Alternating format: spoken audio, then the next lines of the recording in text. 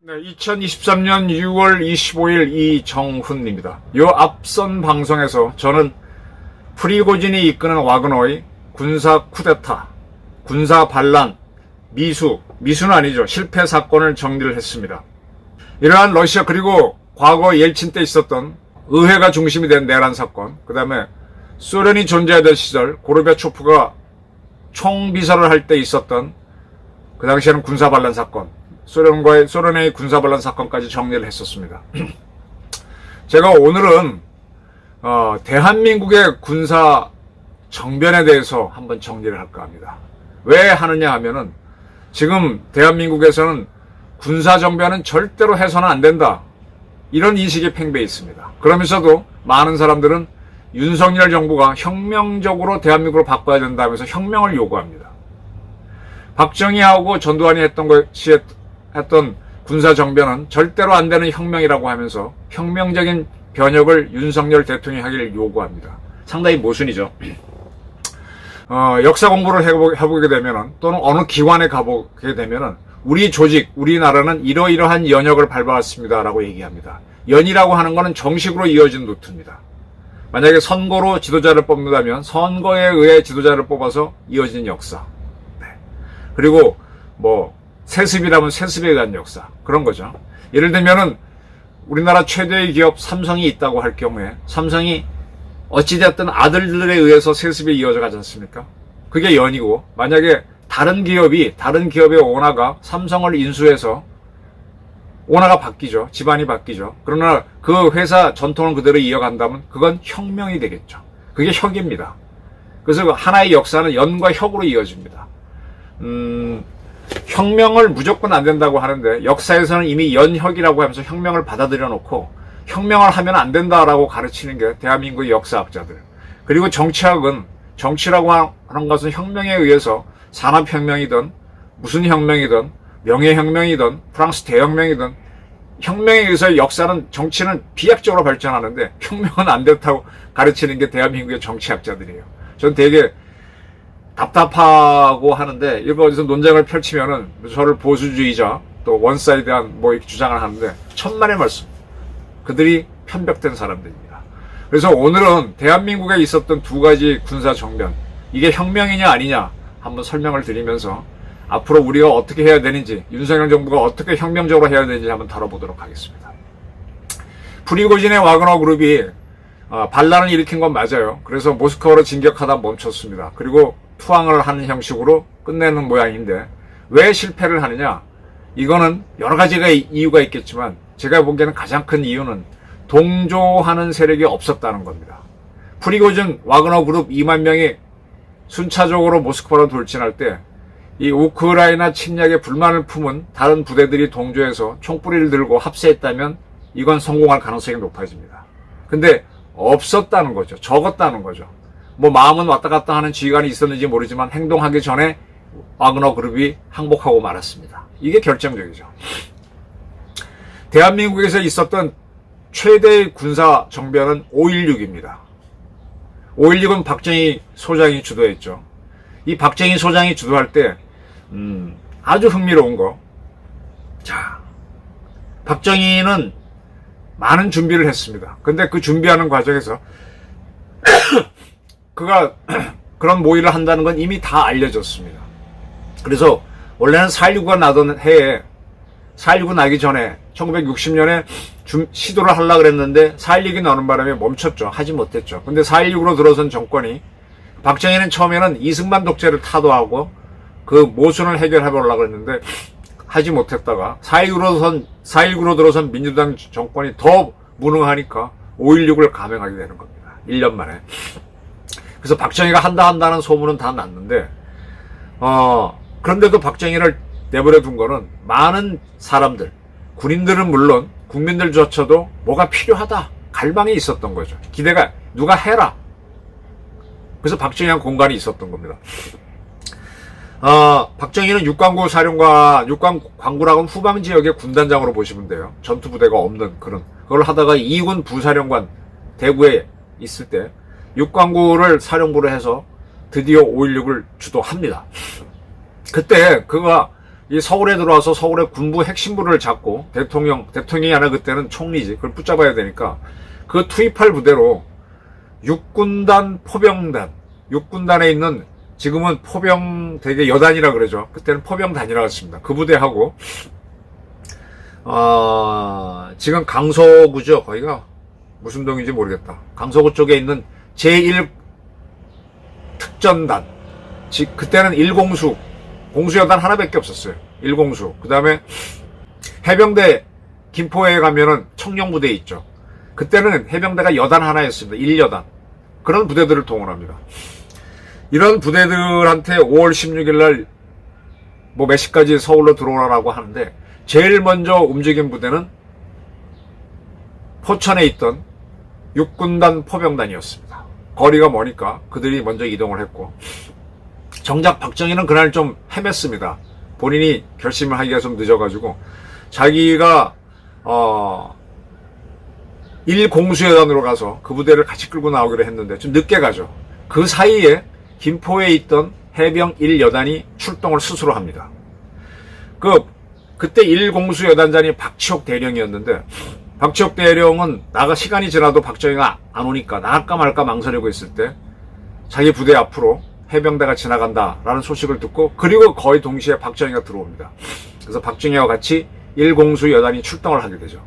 그래서 1개 부대는 위에서 북쪽에서 오고 동북에서 오고 2개 여단급 부대는 서울 서남부에서 그때는 한강 남쪽 지금 노량진 영등포는 서울이 아니었어요. 강북만 서울이었죠. 갈 때 이제 박정희가 그걸 한다는 게 금방 알려져가지고 그때 육군 참모총장이 장도영, 그때는 별 3이었습니다. 중장이었습니다. 장도영도 박정희가 그런 생각을 한다는 걸 잘 알고 있었죠. 어떡합니까? 군사반란이 났다니까 막아라 라고 해서 육군본부에 그때 이제 헌병부대가 있죠. 헌병부대가 출동을 해서 한강다리, 지금은 한강에 다리가 매우 많지만 그때는 용산에서 노량진 가는 제1한강교가 하나밖에 없었어요. 그 다리를 헌병단들이 막죠. 막을 때 이제 맨 앞에 해병대 여단이 오고 이어 공수단이 도착합니다. 그리고 나서 이제 공수단이 앞으로 딱 나오게 되는데 그때 박정희가 일본말로 주사위는 던져졌다라고 하는데 아무도 그 다리가 딱 차지하고 그래서 총을 쏴대니까 못 통과할 때 공수단의 팀장, 지금은 팀장이라고 그러죠. 대위였던 차지철이 앞으로 뛰쳐나가면서 병력같이 고함을 지르고 와 쳐들어가니까 육군 헌병대 사람들이 뒤로 도망가 버렸죠. 그 뒤로 공수부대들이 와 따라 들어가면서 한강다리를 넘어가는 겁니다. 그 공로로 차지철은 즉각 그 자리에서 박정희 경호 책임자가 돼서 쭉 따라다니면서 5.16 내내 박정희 옆에서 공수부대 옷 입고 시커먼 얼굴로 서 있는 그런 사진이 찍히게 되는 겁니다. 그렇게 해서 이제 이게 올라갈 때쯤 한강다리 건널 때쯤 저 포천에서 시작한 육군단 포병단이 서울로 들어옵니다. 그때 들어올 때 해병부대하고 공수단이 들어올 때는 한강다리 올 때까지 막아설 수 있는 부대는 없었어요. 근데 포병단이 들어올 때는 제법 부대들이 있었는데 그 부대들이 아무도 막지 않았습니다. 그리고 육군단 포병단이 들어와서 지금 대통령실이 있는 국방부가 있는 용산, 그때는 거기가 육군본부 자리였습니다. 거기를 점령을 하죠. 육군단 포병단. 그리고 바로 공수단 해병대가 들어와서 서울시청, 그다음에 중앙청을 점령하면서 그 다음에 이제 그 중에 전체적으로 이 조율을 한 사람이 김종필인데 김종필 씨가 준비했던 세력들이 그때 우리나라 방송국은 지금 KBS인 서울중앙방송 하나밖에 없었어요. 남산에. 거기로 가서 그때 당직 아나운서가 누구지? 박종세 아나운서가 맞을 겁니다. 그분이 자고 있었는데 깨워가지고 그 유명한 5.16 군사혁명 공약을 발표하게 합니다. 그래서 그날 새벽에 금조 미명 우리 군은 하면서 뭐뭐뭐를 하기 위해서 군사혁명을 했다라고 발표를 합니다. 이 군사혁명 내용이 상당히 흥미로운데요. 이게 훗날 이제 몇 가지 문제가 되는데 박정희는 이때 첫 번째는 친애하는 애국동포 여러분, 은인자중하던 군부는 드디어 오늘 아침 미명을 기하여 일제히 행동을 개시해 어쩌고저쩌고 쭉 나갑니다. 그래서 반공을 제1의 국시로 삼고 뭐를 하겠다. 둘째, 유엔 헌장을 준수하고 뭐를 하겠다. 그 다음에 셋째, 부정부패를 일소하겠다. 여기까지는 문제가 없습니다. 넷째, 여기에 박정희 철학이 들어 있습니다. 절망과 기아선상에 허덕이는 민생고를 시급히 해결하고 국가 자주경제 재건의 총력을 경주하겠다. 이게 지금 박정희의 최대 업적이 되는 거죠. 조국 근대화 잘 살아보세요.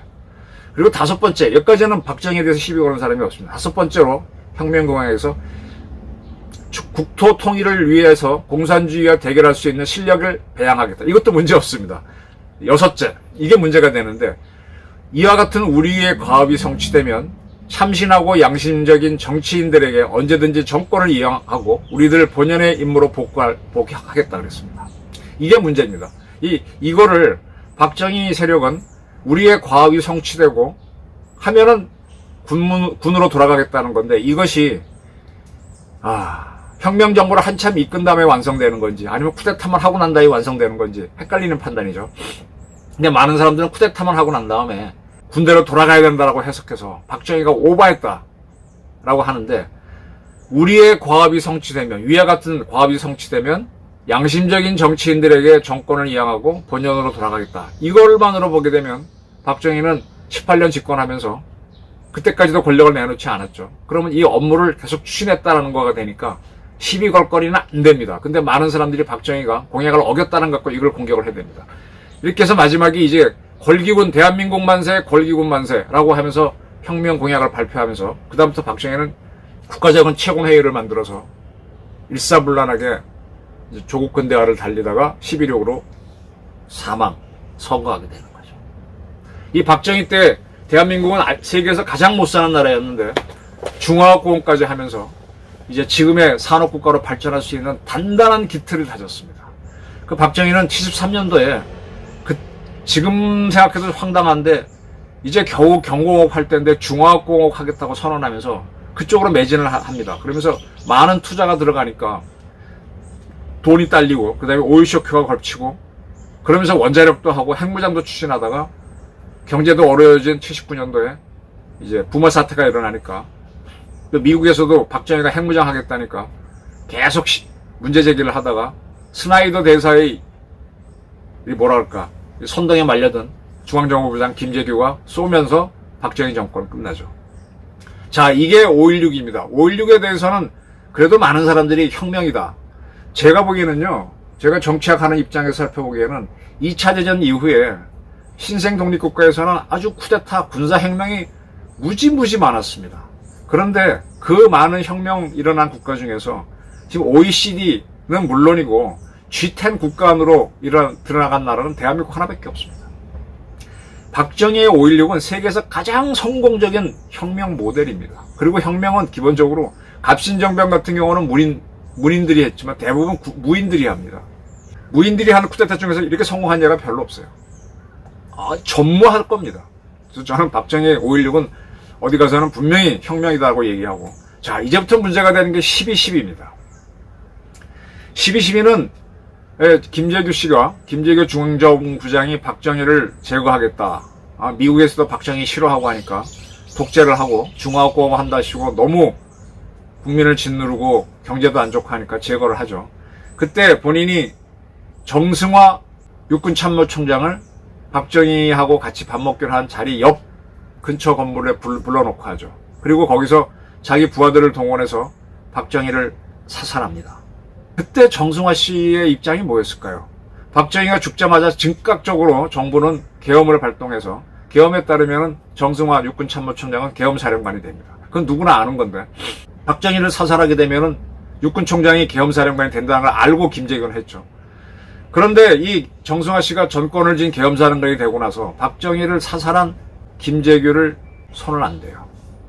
김재규를 그때 붙잡은 거는 처음에 의심했던 이는 당시 부총리였을 겁니다. 이름이 갑자기 기억이 안 나는데 그런 분들이 의심을 하는 상태에서 국군 보안사령관 전두환 씨가 그걸 알고 바로 체포를 해버리죠.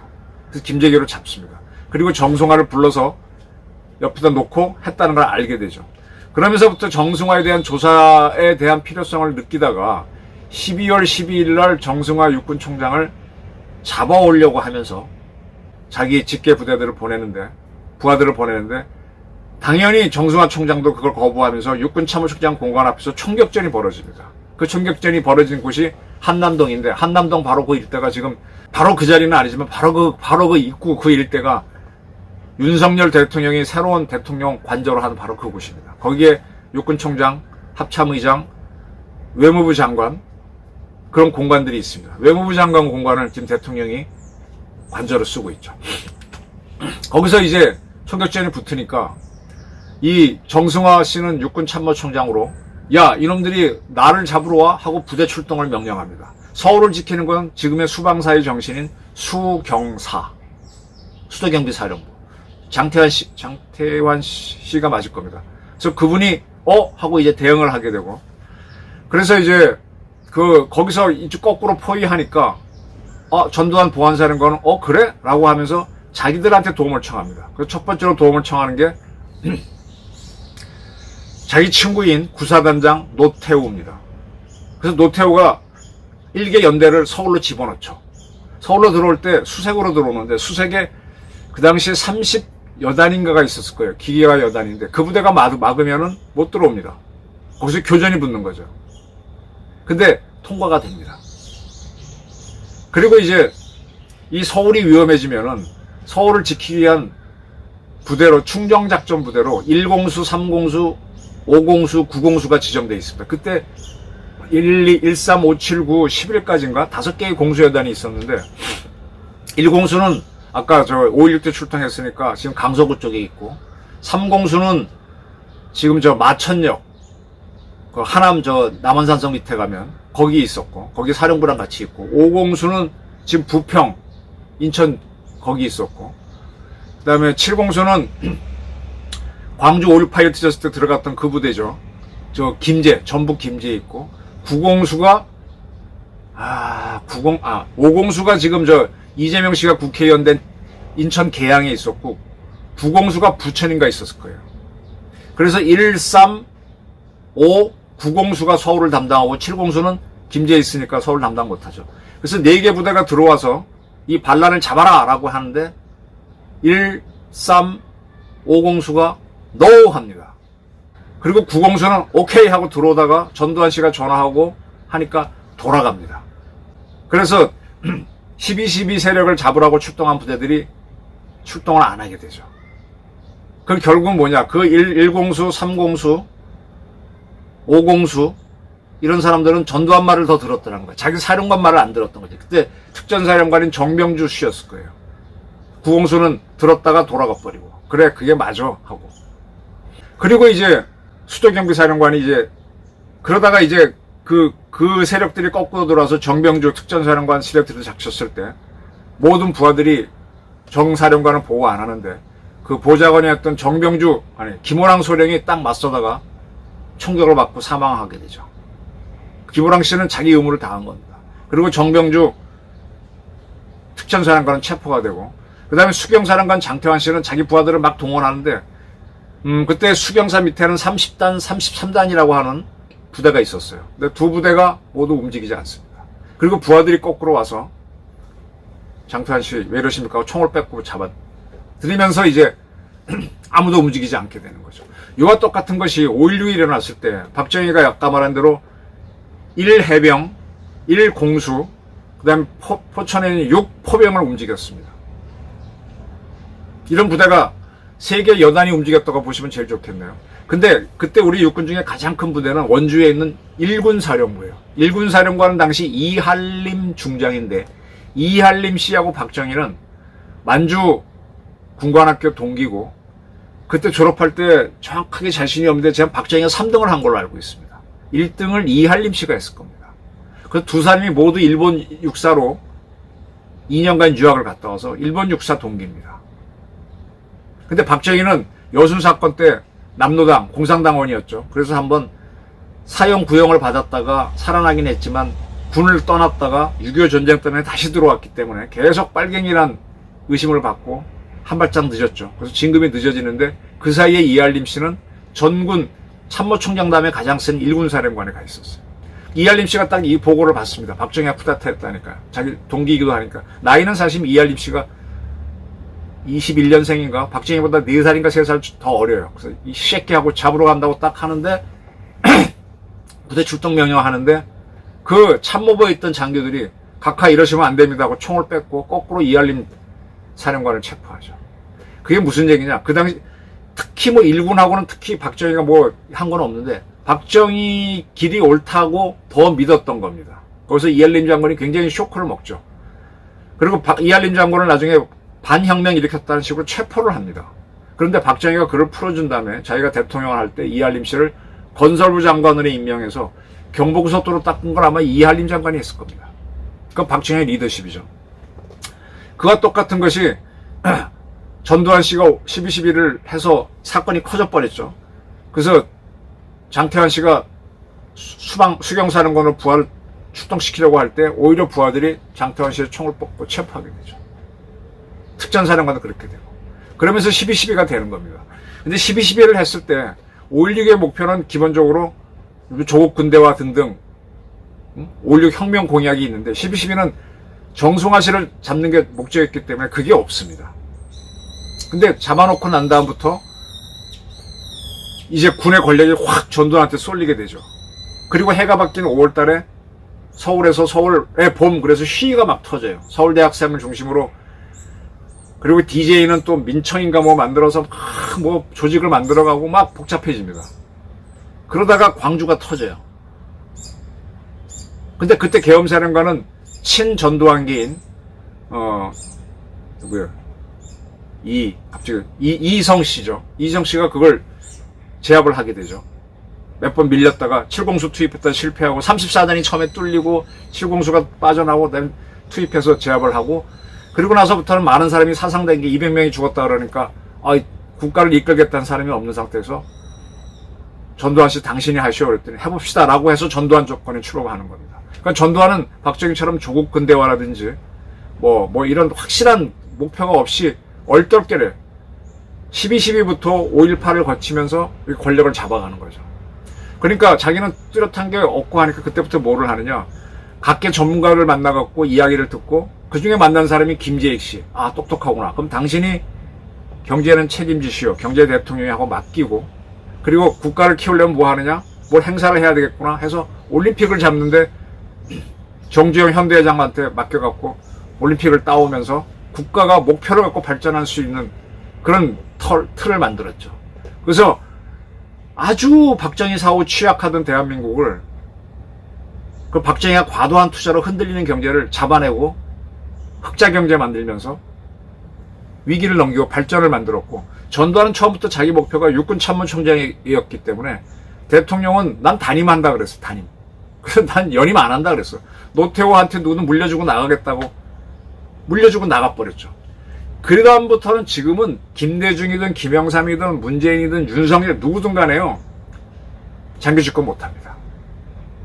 근데 나중에 김영삼 씨가 대통령이 되고 난 다음에 5.16을 군사 정변으로 떨어뜨리고 12.12는 군사 쿠데타로 떨어뜨립니다. 그리고 12.12나 가지고 이제 뭐 처벌을 했다가 이제 풀려나는데 나중에 5.18 특별법으로 다시 집어넣게 되죠. 그래서 전두환을 계속 못 살게 해서 뭐 두 분 다 고인이 됐지만 지금은, 그래서 전두환 씨는 상당히 나쁜 사람으로 돼 있지만은 지금 돌이켜보면 12.12 이후에 전두환 정권이 8년 동안 그렇게 안 했으면 한국이 지금 이런 경제 강국이 됐겠나. 그때 우리 원자력 국산화, 미사일 국산화, 안보 면에서, 그 다음에 돌이킬 수 없는 IT 강국으로 가게 되죠. 그때 전전자 교환기라는 거를 국산화하면서 우리 전자산업이 확 클 수 있는, 드디어 삼성전자가 제대로 크고 LG전자가 크는 기회가 만들어지는 거죠. 그리고 4대 그룹 통폐합 조치에 따라서 삼성현대라고 하는 대그룹이 나오게 되고 LG하고, 그 중에 이제 대우는 사라졌고 그 다음에 SK가 들어오게, 이렇게 되면서 한국이 이제 대기업 위주로 성장하는 발판이 만들어져요. 자, 지금 와서 지금 아까 말씀드린 대로 한국의 5.16과 12.12는 일어서서는 안 되는 군사 반란이었다라고 하는 사람들이 있습니다. 네, 수단은 반란이었지만 5.16은 애초부터 혁명적이었고 12.12는 혁명적은 아니었지만 진행해 가면서 혁명적으로 발전시키는 계기를 만들었습니다. 그리고 박정희와 전두환의 공통점은 이미 그 당시 군부에 상당한 신망을 얻고 있어서 그 사람들이 전화를 하거나 이름만 들어도 동조 세력들이 나왔다는 거예요. 지금 와그너 그룹의 프리고진은 세력이 안 붙으니까 본인이 투항을 하게 되는 거죠. 이런 면에서 한국의 두 군사정변은 세계 어느 나라에도 없는 굉장히 결과가 좋은 혁명입니다. 이걸 이렇게 얘기하면 많은 사람들이 뭐 독재를 하려고 그런다 비판하는데 저는 그렇게 안 봅니다. 5.16은 군사혁명 공약을 만든 만큼 처음부터 확실했고 12.12는 그게 없었고 수사를 하기 위한 건데 수사를 하다 보니까 커져갖고 그럼 내가 하지. 준비는 안 됐지만 김재기라는 사람을 쓰고 뭐를 쓰고 누구를 쓰고 해서 쫙 국자를 발전시켜버린 거죠. 자, 이러한 12.12와 5.16을 우리는 YS식으로 좌파들이 주장하듯이 절대로 일어나서는 안 되는 군사 쿠데타로만 보시겠습니까? 와그너가 한 그런 게 저런 것들이 그런 거지. 우리는 두 가지 기회를 통해서 국가가 단단해졌어요. 좌파들이 저렇게 날 때도 끄떡없는 국가가 됐고, 러시아는 이번에 와그너의 도전 때문에 푸틴의 러시아는 상당한 타격을 입을 겁니다. 러시아의 쿠데타를 보면서 대한민국 군사혁명을 다시 보는 정치학자들과 역사학자들이 그리고 우리 국민들이 나오기를 기대하면서 오늘 방송을 만들어봤습니다. 감사합니다.